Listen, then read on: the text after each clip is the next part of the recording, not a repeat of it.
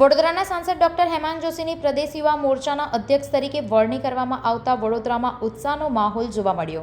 આ નિમિત્તે કાલાઘોડા સ્થિત પંચમુખી હનુમાન મંદિરે શહેર ભાજપ પ્રમુખ જયપ્રકાશ સોની, ડેપ્યુટી મેયર ચિરાગ બારોટ સહિત ભાજપના આગેવાનો અને કાર્યકર્તાઓએ ડોક્ટર હેમાંગ જોશીનું ભવ્ય સ્વાગત કરી અભિનંદન પાઠવ્યા હતા।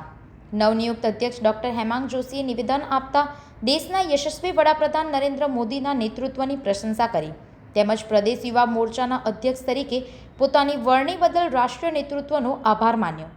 સાથે જ વડાપ્રધાનનું વિકસિત ભારત અને વિકસિત ગુજરાતનું સ્વપ્ન સાકાર કરવા માટે તમામ કાર્યકર્તાઓએ સાથે મળી કાર્ય કરવાની પ્રતિબદ્ધતા વ્યક્ત કરી હતી અને યુવાનોને વિકાસની ગતિ સાથે જોડવાનો પ્રયાસ કરવાની વાત કરી।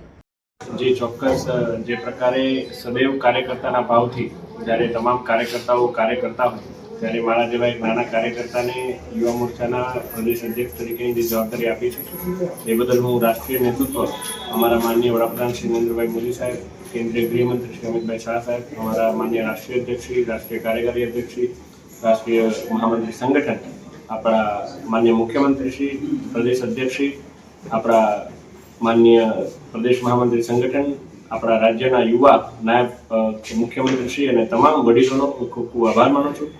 આ જવાબદારી જે કંઈ પણ મને આપવામાં આવી છે, મોદી સાહેબનું જે લક્ષ્ય છે વિકસિત ભારતનું અને વિકસિત ભારત માટે વિકસિત ગુજરાત, આ જ લક્ષ્યને ચરિતાર્થ કરવા માટે તમામ કાર્યકર્તાઓ સાથે મળી અને મારું ખિસકોલી સમૂહ યોગદાન પ્રામાણિકતાપૂર્વક આપીશ એ બાબતની ખાતરી આપું છું। આગામી દિવસોમાં કઈ રીતના યુથને જોડવા માટેના કાર્યક્રમો આવશે?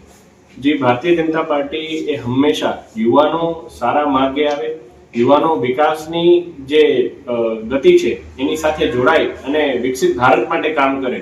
આમ વિચાર કરો, મોદી સાહેબનું વડાપ્રધાન બન્યા એ પહેલા બ્રેઇન ડ્રેઇન હતું અને એ જ્યારે તેઓ આવ્યા ત્યારબાદ બ્રેઇન ગેઇનથી વિકસિત ભારત તરફ આગળ વધી રહ્યા છે।